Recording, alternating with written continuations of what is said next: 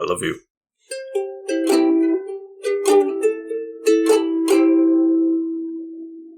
Welcome back to the Couch Potatoes. I am the Green Traveler from Gorsh.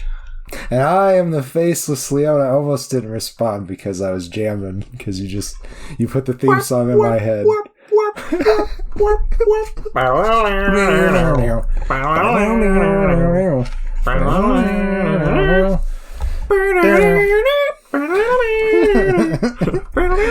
gonna get copyright struck. Yeah. And well, I think we played it differently enough. We played two different parts of the song. Horribly enough off key.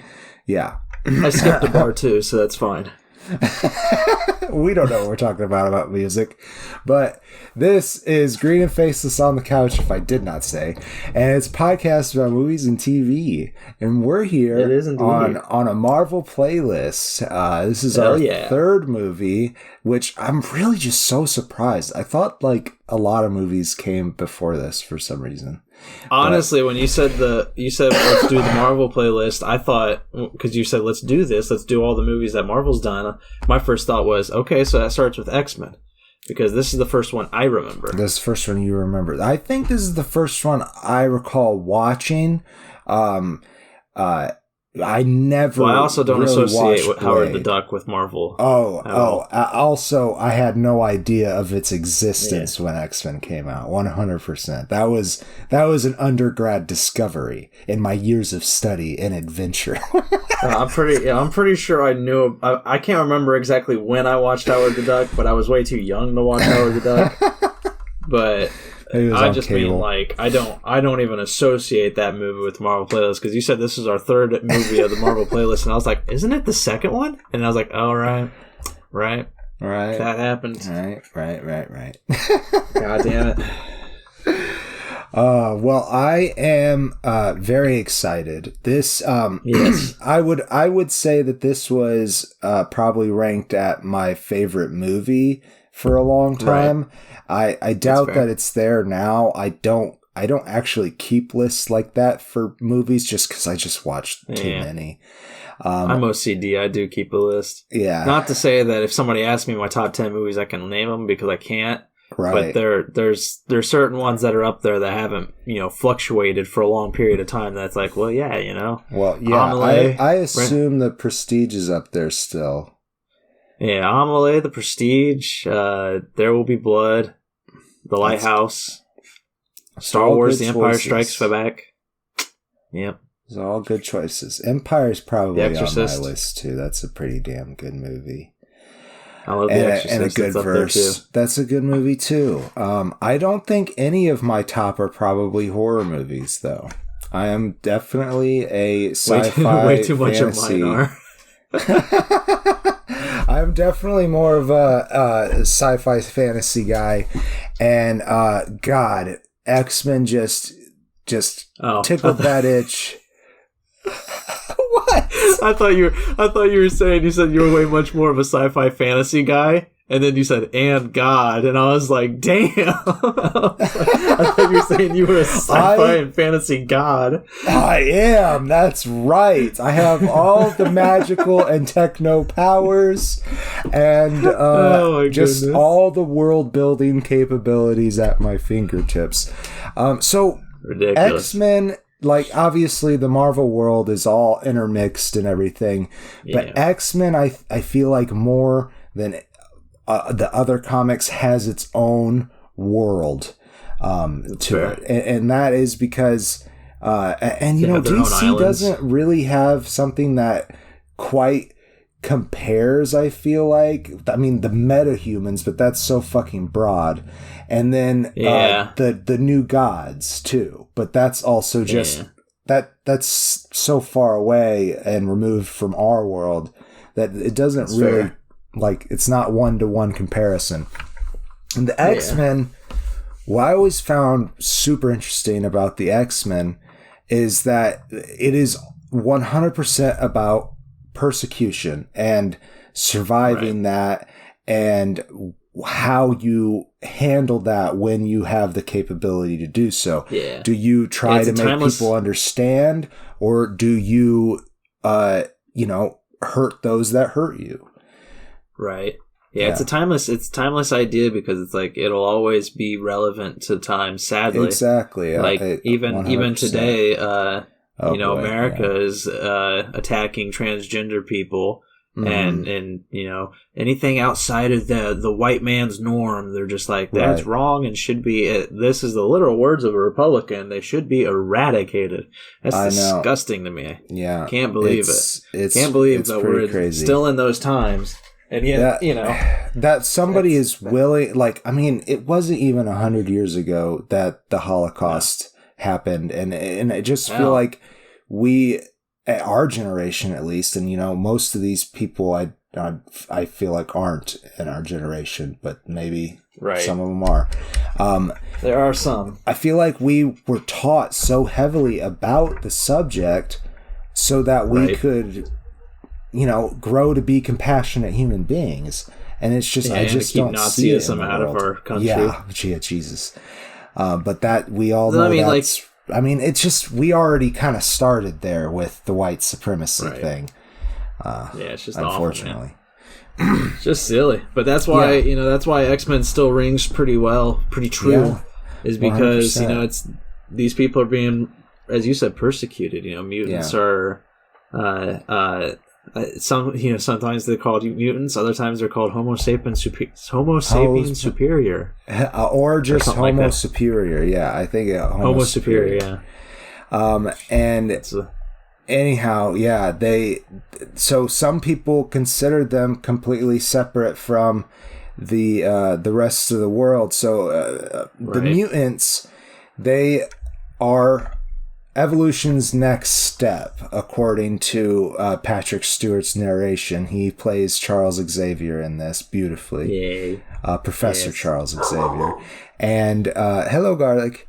And he... so with this mutation, the X gene, if you are born with it, you can develop some sort of superpowers. For example, Professor X can read minds and control people through their mind. It also goes pretty far beyond that. Like, we get an example with Cerebro in the movie where he can use that to help him locate people. But he also can go to the astral plane, which I don't think they really touch very much in the movies. They do in one of the maybe the Dark Phoenix future ones. Well, not in these three, but one of the future ones they do. Okay. I can't remember which one, but I remember you were very excited about it because you were just like, "Oh my god, they touched on the astral plane." I was like, "Oh, okay, that's what that was." Legion basically is about it to an extent because they talk about the Shadow King. But you think it's one of the Bryan Singer movies? There's a movie. There's one of the X-Men movies that I stopped caring about them after a while because they honestly, I don't know. Bryan Singer's a part of. Bryan Singer's a part of like pretty much every single film, up to a point, and allegedly, the man's a disgusting monster. Oh, really? He's got a lot of sexual harassment. The one I know specifically, and again, all allegedly. Don't sue me, Bryan Singer. But yeah, he had 4 boys who worked on Apt Pupil, which is a Stephen King novella that Bryan Singer adapted. He asked them to all perform nude scenes on camera for him. And they all came forth with sexual harassment allegations and everything. And not even in 2017, he had more sexual harassment allegations from a minor. Well, get him out of there. That's disgusting. Yeah, he's got ish, but allegedly he has ish. He settled things out of court, so Yeah. Well, you know how it goes. I'm definitely on the side of the victim. I'm not going to say that lies don't occur, but people in power, they like to use their power to do disgusting things. So and he doesn't have a good reputation. Bryan Singer doesn't. Like, even on this film, he showed up sometimes, like, I don't know if he was drunk, but he showed up very angry and like argumentative. And they had to get somebody involved. Hold on a second. A mediator? I gotta find it because they had to call in like a mediator because he was just so angry. Let me find this real quick. Well, I can't say that I really enjoy everything that especially the later movies do with this IP. Being such a big fanboy myself. Saying that, I have not read every single X-Men comic. I feel like read more than kind me. of. I've definitely read more than you. I've read more than a lot of people I know, but I have one buddy who has read just about everything X-Men and has a huge comic book collection. I helped him move out, and it was ridiculous. I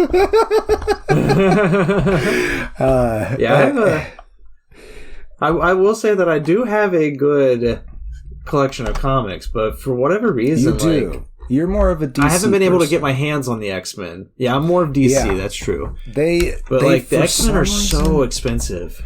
Yeah, they for some reason got really skyrocketed. It was long after this movie, but around the time that James McAvoy, that part of it really was kicking off. For some reason, they really Oh, I know why. Because the really good earlier stuff has the Dark Phoenix saga in it. And the Dark Phoenix movie was coming out. That's why everything. Right. I mean, even nowadays, they're still expensive. Like to find, to get the big copies, the compendiums, they're like hundreds of dollars. I know, and I bought the first the first two, I think, for just shit. I can't remember if it's Uncanny X-Men or X-Men, which one came first, but I bought the first three in the books that X-Men comes in when they have their revival. When Wolverine comes in. When he is the X-Men. He is the X-Men. Though there is an X-Man. There is an X-Men named X-Man. It's super hard.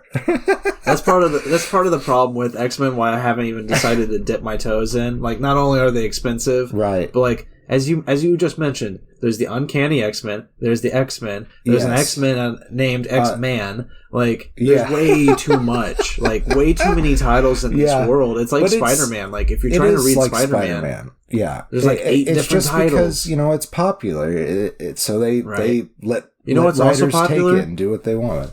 What? Batman and Superman, and they have 2 titles each. That's it. And you have the title Superman that specifically follows Superman, and you have the title Action Comics, which follows those in Superman's life. Well, and same thing with Batman. But you also have Batman and you have Detective Comics. Okay. And Detective Comics follow the Bat family usually. Well, let's think about this. You also have all these comics that have spun off of it, like Nightwing or even Teen Titans, though that includes other characters and in the same place with X-Men, there's a Wolverine zine, and other X-Men have gotten their own zine, and so has there's been different teams of mutants that they've focused on too, like X-Force or Excalibur, which is the European X-Men. And that's like, I don't know, every time because the Marvel comics are big with the events, right? The big crossover events. And the problem with, again, another big problem that I have trying to dip my toe into Marvel is if you want to read the events like the House of M, you got to read the main line, House of M. You got to read all of the X-Men tie-ins, which are like 10 different titles there. You got to read all of the other character tie-ins. And it's just like, I'm not saying that DC doesn't do the same, but they make it easier to collect. Sure. Because they'll be like, we're going to put the whole event out in one big Uber volume that's going to be $60. And I'm like, done. Easy. I got it. Thank you, boo. Yeah. Like, that's nice. But I found the thing about Bryan Singer. He would allegedly, gotta throw that in there, he would allegedly arrive late, have mood swings, and explosive tantrums, to the point that Kevin Feige, who was currently just an associate producer, was flown in on set to keep him in line. I think that's my God. Hilarious. Oh, well, Singer was also accused of giving small roles to younger actors and minors in exchange for sex. Allegedly. Gross. Yes. So, anyhow, let's talk about this movie. I think I just wanted to I did explain what the X gene did. There is a lot of, in this movie, a big part of the plot and throughout is the persecution, right? So that brings me into Senator Kelly, played by Bruce Davison. He is a big push in the government against mutants. Go ahead and say that he's a Republican, probably. Yeah, I don't know what the party system looks like in Marvel Universe, but they have real cities, so why wouldn't they have real parties? I know, right? Yeah. Yeah. So Senator Kelly, he is very much against having mutants treated equally. He thinks they are all should be considered dangerous weapons, and to give him some credence, a lot of mutants can do some serious fucking damage. Yeah, that's true. Yeah. So, people are scared, and he's playing on that for political gain. And he also has some kind of vendetta for some fucking reason. Not that he's ever met a mutant in his life. I think it's a jealousy thing. Maybe. Yeah, it's Dick and V.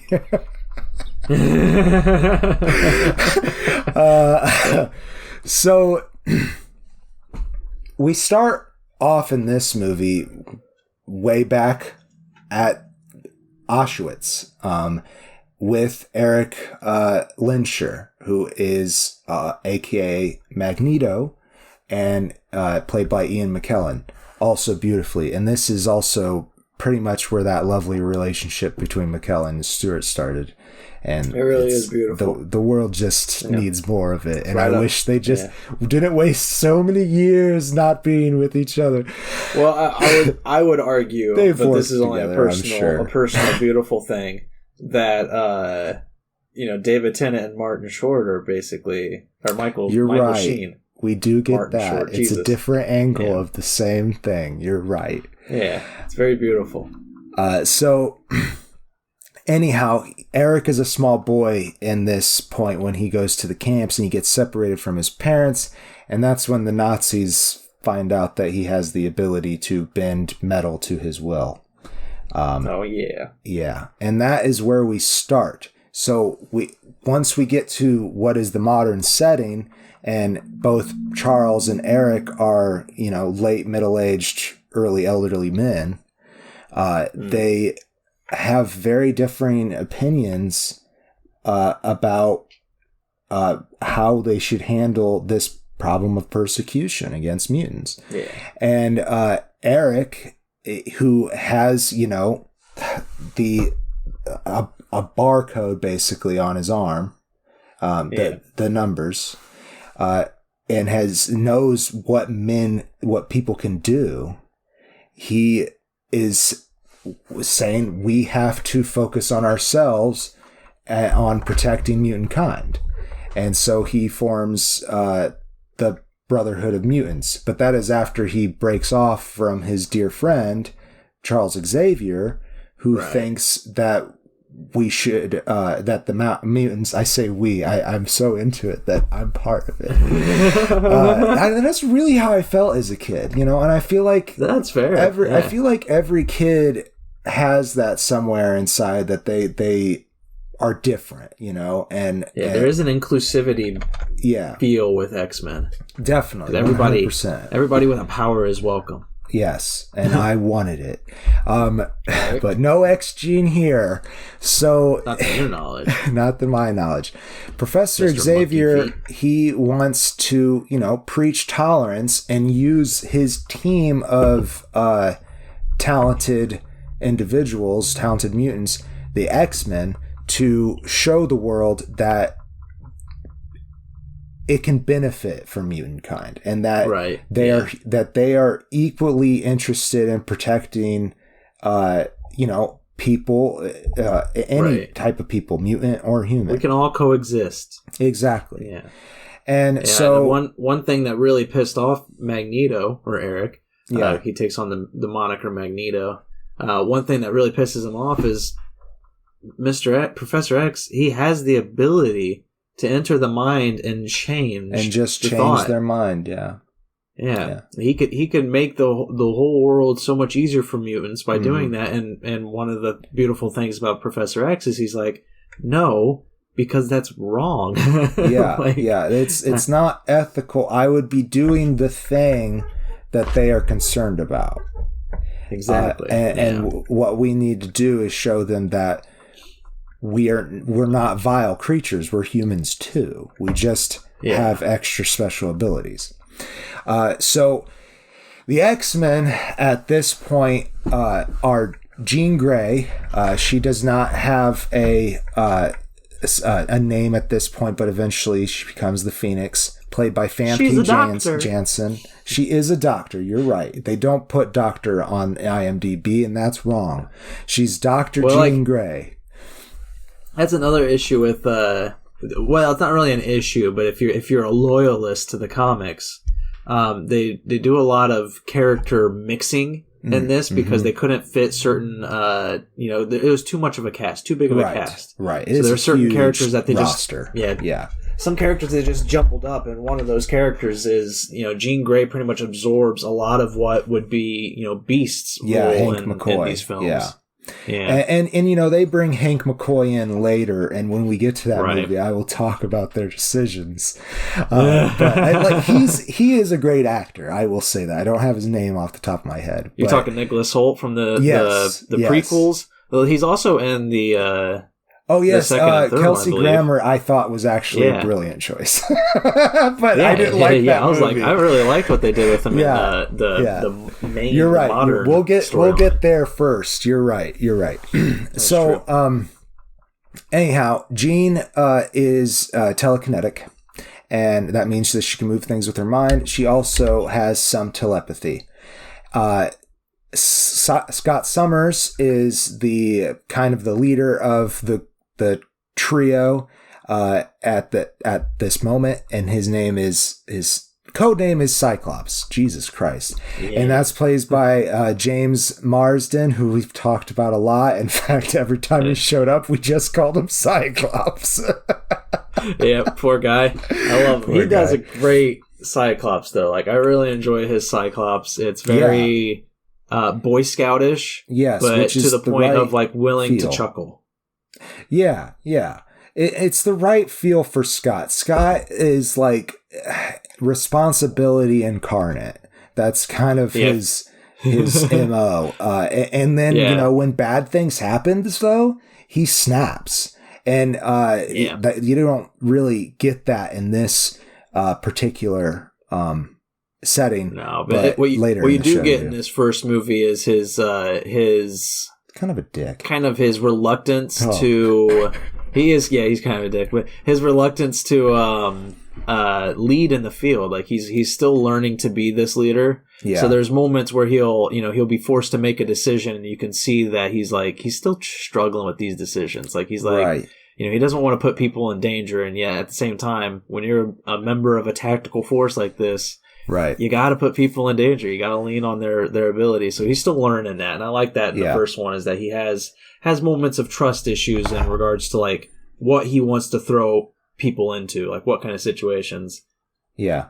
So and then the third member of what are the X-Men at this point is Storm, real name Aurora Monroe, played by Halle Berry. And, I love that name. Halle Berry or Aurora? Both of them. Halle Berry and Aurora Monroe. She's a perfect Storm. Let's be honest. I think she's a really good Storm. I wish that she would have played more with like an African accent. Like, there's moments where she has it. And then maybe at some point somebody was like, nah, don't do it. Yeah. She is the one that gets the sad short end of the stick in this movie because she's the one that gets so little focus. They focus on the love triangle between them and Wolverine, between Cyclops, Jean Grey and Wolverine. That's right. Just way too much. Yeah. Like, and poor Aurora gets kind of tossed into the back burner. But and it is sad. She gets a dumb line too. She also is the only person of color in the cast, really. Right. So that's also I hate her one-liners. She gets like a couple one-liners that are just so stupid. Like there's a member of the Brotherhood of Mutants is Toad, played by Ray Park, and she tosses Toad out of. That's oh God, why can't I think of it? Darth Maul. Oh, is it that? Cool. I do see it now. Actually, yeah. He's got a big old prehensile tongue. It comes out like a toad's tongue. And I guess he might be able to jump too. Good jumpies. Yeah. Oh, and he's also got that slimy shit. He spits shit he does on spit Jean like Grey's an face. acid. Yeah. And it's more like an adhesive, a natural adhesive. But there's a moment where Storm tosses him out of the Statue of Liberty, and then she's just like, and he's like hanging there on like a pole. He's like, keeping from being blown away by her wind. And she's like, "Do you know what happens to a toad when it's struck by lightning?" And then she's like, "It gets electrocuted," or like everything else, or something like that. Same thing that happens to everything else. Same thing that happens to everything else. It dies. It's such a bad line. Like, like you're expecting her to say fries. It fries. Yeah, something like that. Yeah. But no. Some kind of pun. Yeah. Jesus. It's poorly written. I mean, they also kind of had to like. There's a lot of that though. They mashed this together through a lot of different screenwrites and everything. David Hayter is the one who gets the screenwriting credit, but it went through like 4 different writers beforehand, including Joss Whedon, who they brought on to do some rewrites. And as we've discovered with Joss Whedon, when you bring him on to do rewrites, he rewrites the whole damn thing. Yeah. And that's what he did, was he rewrote the whole damn thing, and then after the fact, he sent it back to Marvel or whoever, and they got Bryan Singer to work on it and make the film, and then they invited Joss Whedon to the premiere, without him knowing that they completely scrapped everything he wrote. Oh man! So like he showed up probably expecting his script, which had people like Beast and Nightcrawler and all these other characters. I think Jubilee also. Like he had all this, and that cartoon, dude, was my fucking life when I was like 9. That's the only connection I really have with X-Men is the animated series. That's what got me started. That's all I watched. Yeah, that's what got me hooked on it. And Jubilee's she's not the protagonist, but she's like the lean in for the pilot episodes. She's the one that the kids are supposed to connect with because she's young. Anyways, we're talking about this. Sorry. Right. The main plot with the plot is that Magneto and the Brotherhood. There's a couple other characters in the Brotherhood. There's Mystique, who's here played by Rebecca Romijn. Yeah. Sorry, I can't pronounce her last name. Mystique is able to alter her shape. Normally she looks like a spiny blue person, but she can look like pretty much anything that she fucking wants to. Probably and then the biggest change from the comics for character art anyways. That's fair. Yeah. And also biggest casting change too later on. Oh, that's true. There. That's true. She's still blue in a year comics, or so. To be fair, there's a lot of blue people in X-Men. That's fair. The last big member of the Brotherhood in this film is Sabretooth, played by Tyler Mane. And, another big casting change later on. Yes, definitely, 100%. And they very vaguely play with his connection to Wolverine. It is 100% vague. In the comics, it's very vague. Sabretooth and Wolverine are arch rivals. And later it's discovered that they're half brothers, but they have very similar powers as well. So Wolverine, very famously played by Hugh Jackman in these X-Men movies. One of his first films. Yes. Really? I know he was a big Broadway guy before. Right. But I didn't know that this was one of his first. Anyhow. I'm interested. I'm looking it up. He goes by Logan for his civilian name in this, and he has the ability to heal extremely fast, and he also has these claws. And now the reason why he can't remember anything is because he was a part of an experiment some time ago. In the second movie, we find out it's like the 60s or 70s. And he, when he pops these claws, there's 3 sharp blades of adamantium steel. I think I said that right. that come out. Adamantium. Thank you. And Ada. That's what I said. I thought you were putting a hard T in there. It's a D? It's a D, yeah. Oh, okay. Then I said it wrong. So you're not a real nerd.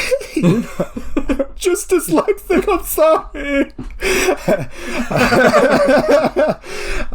So he runs into Rogue, who is a runaway from Mississippi, played by Anna Paquin. Yes, I was talking about the similarities of Sabretooth and Wolverine.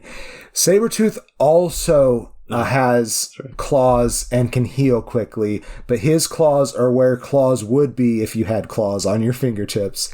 And he is more feral looking. He has, in the comics, they kind of say more lupine or more lupin. Wolf-like, yeah, exactly. And he has a kid that is called Feral, actually, in the comic books. Oh, that's a bad but good name, That's fine. Yeah. Well, they are like completely covered in fur. They're more hairy than Sabretooth is in the comics. Yeah.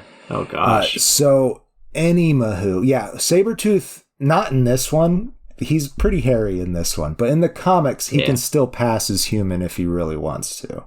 He's also like really stupid in this movie. Like he has, I don't think he has any lines at all. Doesn't speak. Yeah, It is silly because he honestly has some of the most biting and cruel commentary in the nice comics. Good job. Yeah, I like that. Yeah. I see your puns there. It's good. It's good. Thanks.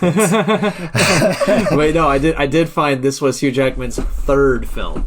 Wow, that's crazy.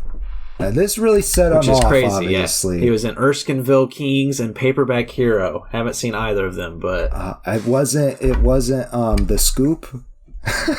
That's the only early movie of his that I remember seeing. It's not X-Men. That was after all 3 of the X-Men films. Scoop, yeah. God. Yeah.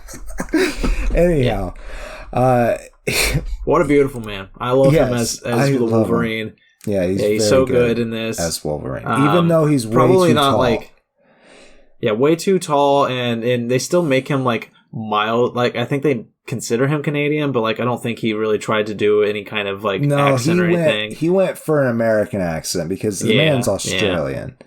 That's right. Yeah, he is Australian. He's really good. His diet there's not much bubs. Not very many bubs. There's only one bub, I think. There's only one bub that I caught. At the bar?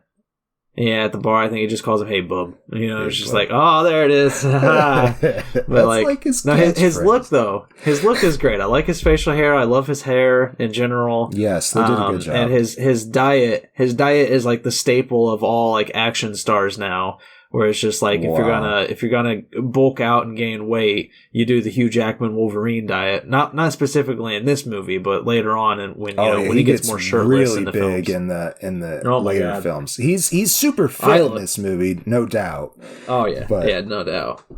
God, he's a handsome man. Yeah, he is.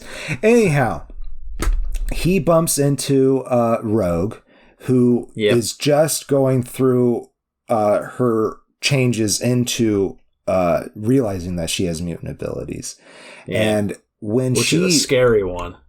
It's a very scary one, especially if you don't know what's going on. And that's one of the things that's really interesting about the world that evolves as the story goes on, is that it is support systems for mutants. There's absolutely nothing to start with. And then later in the comics, it's like, okay, you have a mutant ability. Here's some people that can help them get to who they want to, if the persecution isn't so bad that they're trying to hunt down all the mutants. It goes back and forth. Right. So anyhow, when she touches someone, she absorbs their life force, their memories, and if they're mutants, their powers for a temporary time. Yeah. So yeah, that's really scary. She kissed her boyfriend, and as far as she knows, he's still in a coma. Right. Yeah, it's pretty bad. Yeah. And she is also another victim of being mixed with a lot of other characters from the comics, That's like true. Jubilee, and I think some Kitty Pryde is thrown into her character in this as well. The relationship with Wolverine itself is based on the relationship with Wolverine and Kitty Pryde.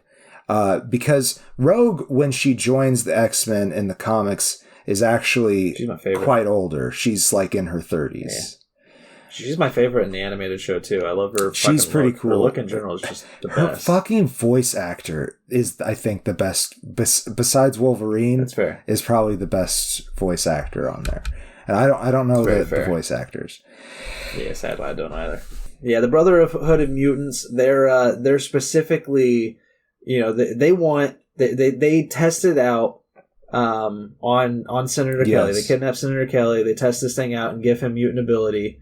And then the plan is now to kidnap Rogue and use her super mutant ability to basically widespread this